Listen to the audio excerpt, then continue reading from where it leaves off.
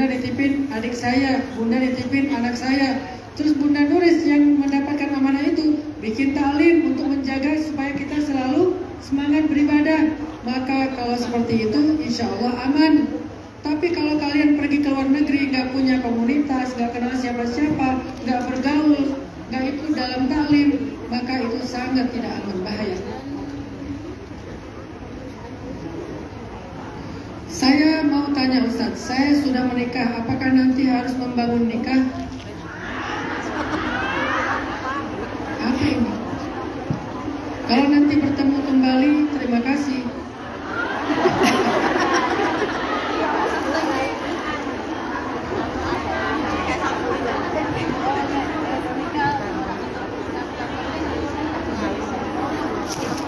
Apakah orang yang berbuat dosa itu termasuk takdir? Apakah orang yang berbuat dosa itu termasuk takdir? Kalau kita menganggap perbuatan dosa itu tidak termasuk takdir, maka cacatlah iman kita kepada Allah. Bahkan perbuatan dosa pun adalah takdir Allah. Kalau gitu, apa salahnya kita ketika kita berbuat dosa? Salahnya kita adalah tidak mau mengharapkan takdir yang terbaik di sisi Allah. Bukankah Allah memberikan ruang kita untuk memilih mau takdir yang mana? Takdir yang baik atau takdir yang buruk? Umar bin Khattab pernah melakukan perjalanan dari Madinah ke Syam, Damaskus. Di tengah jalan mendapatkan berita kalau di Damaskus lagi ada wabah menular. Akhirnya Umar balik lagi ke Madinah, nggak melanjutkan perjalanan. Ditanya sama tentaranya, ya Amirul Mukminin, afirun min qadarillah. Apakah kita lari dari takdir Allah? Bukankah pandemi itu atau wabah itu takdir? Kita menuju ke sana sudah takdir. Kenapa kita lari? Apakah kita lari dari takdir Allah? Umar menjawab, na'am, firarun min qadarillah ila qadarillah. Kita lagi lari dari satu takdir Allah menuju takdir Allah yang lain. Jadi berbuat dosa adalah takdir dan berbuat baik juga takdir. Kenapa tidak memilih takdir yang baik? Wahadainahun najdain. Kami beri mereka pilihan dengan dua jalan. Imma syakiran wa imma kafur. Bisa menjadi orang yang bersyukur, bisa menjadi orang yang kufur. Ustaz, saya susah move on dengan mantan.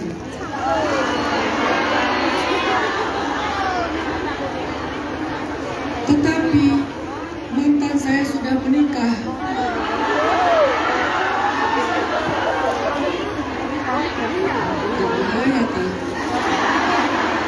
Tapi sekarang dia udah bercerai.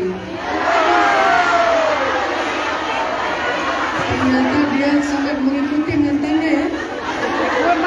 Putus, nikah, cerai, diikutin, update banget.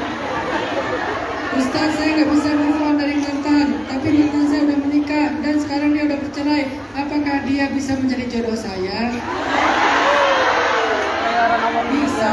Berdoa aja, ya Allah, kembalikan dia kepada aku walaupun sudah tidak utuh. Ustaz, saya seorang single mom.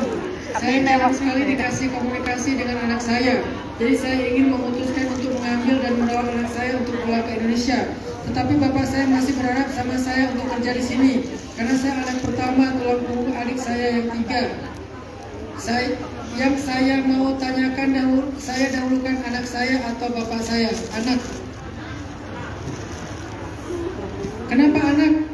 Karena bapak kita justru harusnya bertanggung jawab kepada kita. Kalau bapaknya udah uzur, bagaimana Ustaz? Pulang ke Indonesia, rawat anak, semoga Allah beri jalan lain untuk bisa menafkahi ayah dan adik-adik. Kalau kondisinya kayak gini anak, karena anak itu jangan biarkan kita punya hutang pengasuhan kepada anak, itu susah dibayarnya. Dan anak itu adalah investasi masa depan kita. Jangan biarkan investasi itu rusak karena kondisi seperti ini. Kecuali kondisi normal, anak kita baik-baik saja, suami kita orang yang insya Allah amanah. Tapi kalau kondisinya kayak gini, maaf saya mau nanya, kalau laki-laki kan boleh menikah lebih dari satu. Nggak mau jawab Pak.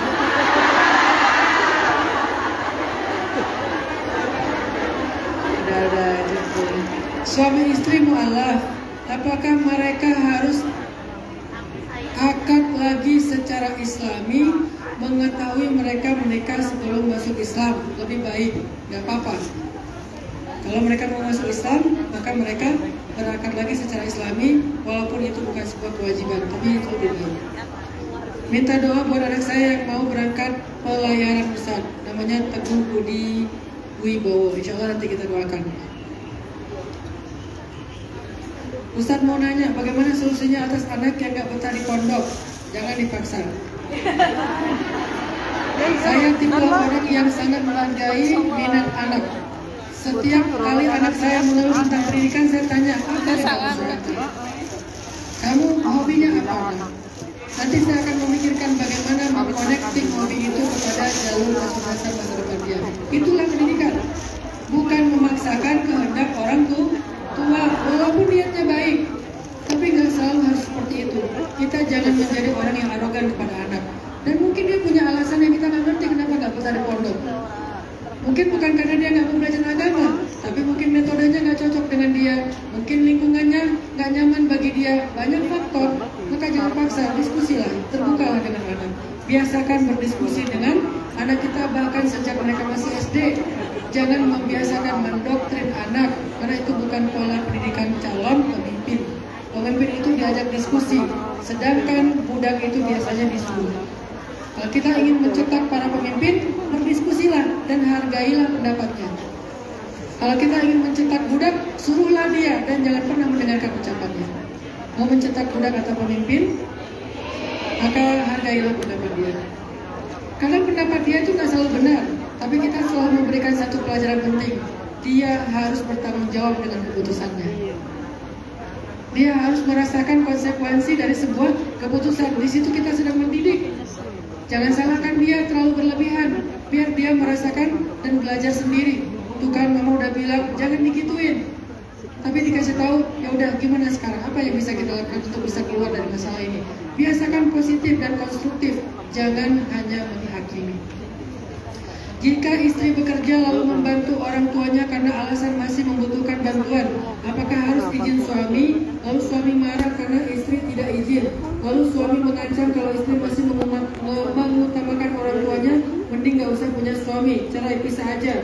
Apakah perkataan itu berarti saya sudah ditalak? Terima kasih Ustaz. Perkataan itu belum jatuh talak karena maksudnya baru mengancam, bukan memutuskan. Yang kedua, itu suami gak tahu diri. Benar-benar istrinya soleha, mau bekerja, bantu ekonomi keluarga, dan gak punya kewajiban istri menafkahi suami. Harta istri, harta suami. Saya kayak gini jadi datang lagi teman-teman. Jika ada wanita sudah pernah menikah 2 kali dan gagal, status suaminya jejaka. Jika mau menikah lagi dan calon suaminya jejaka, perjaka kali ya. Bagaimana dilihat dari hukum syariat? Nggak apa-apa, bagus lah. Karena dalam beberapa adat Indonesia tidak dibolehkan. Apa solusinya Ustaz? Boleh dalam agama, tidak ada masalah. Saya seorang perempuan yang sudah menikah dan seringkali seorang kakak dari 3 bersaudara. Amalan apa yang bisa membawa orang tua, suami, adik-adik saya, dan keluarga saya masuk ke surga Ustaz? Masya Allah, ini istri keren banget. Dia mikirin suami, anak, adik, orang tua, semua dia mikirin. Luar biasa nih perempuan. Khadijah masa modern ya. Apa yang bisa saya lakukan Ustaz? Jadilah seorang ustazah. Jadilah seorang pendidik. Jadilah seorang daiyah yang selalu mengajak dan memberi teladan kepada kebaikan. Jadilah keberadaan kita dimanapun menjadi inspirasi kebaikan bagi orang di sekitar kita. Itu cara yang paling gampang. Seringkali saya berdoa agar tidak memimpikan mantan. Tapi seringkali saya berdoa memimpi Ustaz. Apakah dia jodoh saya? Mimpi itu tidak selalu ilham. Bisa jadi memang kita belum selesai dengan masa lalu, makanya kebawa ke mimpi. Apalagi sebelum tidur masih ngepoin akun dia, pasti kebawa ke mimpi. Terus apa yang harus saya lakukan Ustaz? Apakah saya boleh berharap kepada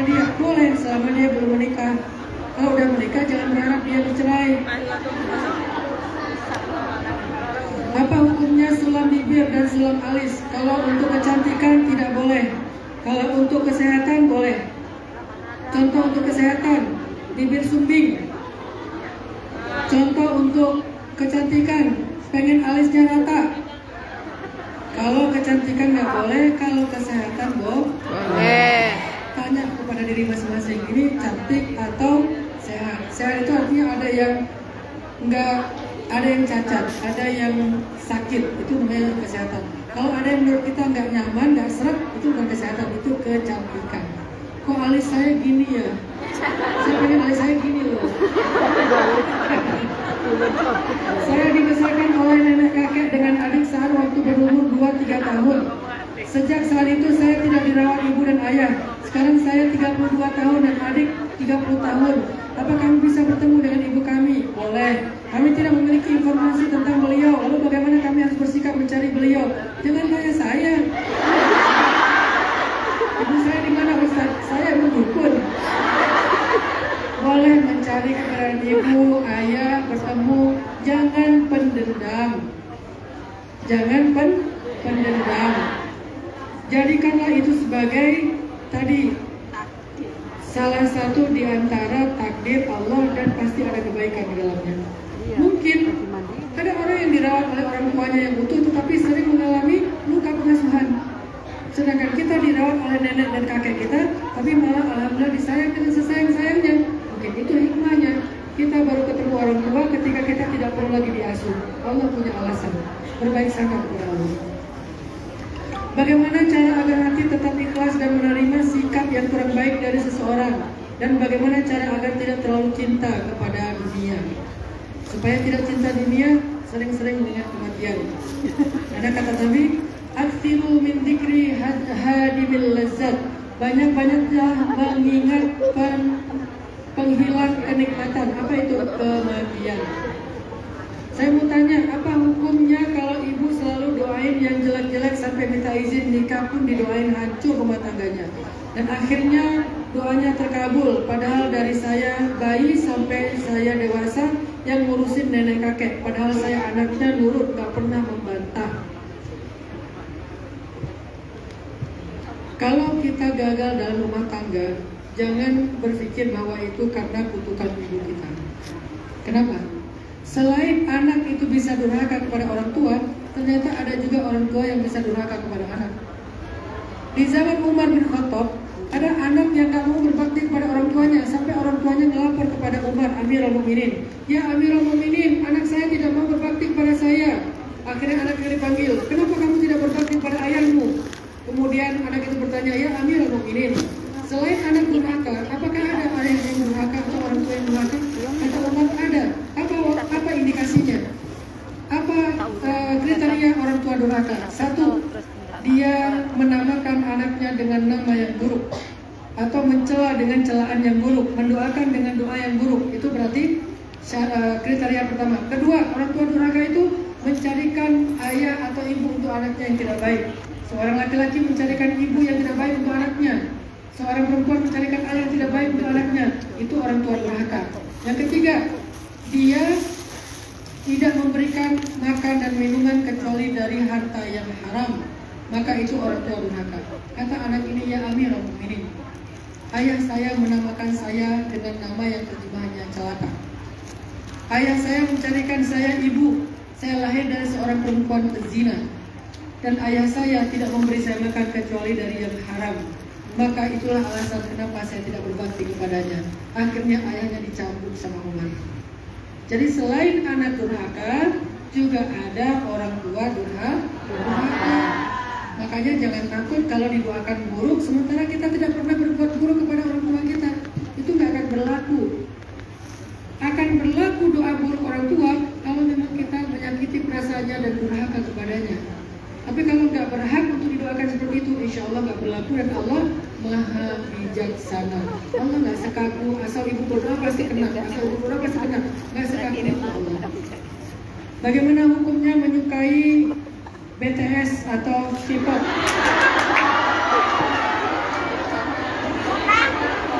Ya, Korea. Dengan syarat tidak lebih daripada kita mengidolakan Rasulullah, para sahabat, orang salih. Kalau lebih dari itu masalah. Ustadz, share doa agar cepat dapat jodoh. Karena saya sudah kepala 3 belum menikah. Apa doa untuk cepat dapat jodoh? Saya pun belum baca doa itu. Ya Wadud, Allahumma inni as'aluka bi anni asyhadu annaka antallah la ilaha illa anta al-wadud urzuqnil mawaddah.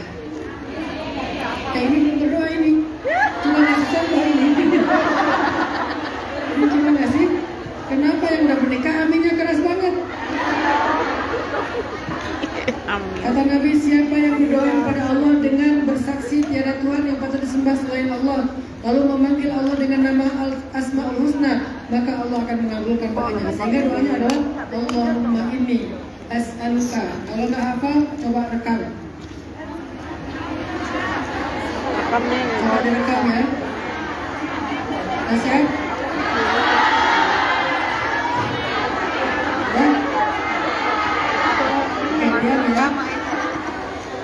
Allah, ini kenapa yang gak menikah harus rekam? Allahumma inni as'aluka bi anni asyhadu annaka antallah la ilaha illa anta al-wadud urzuqnil mawaddah.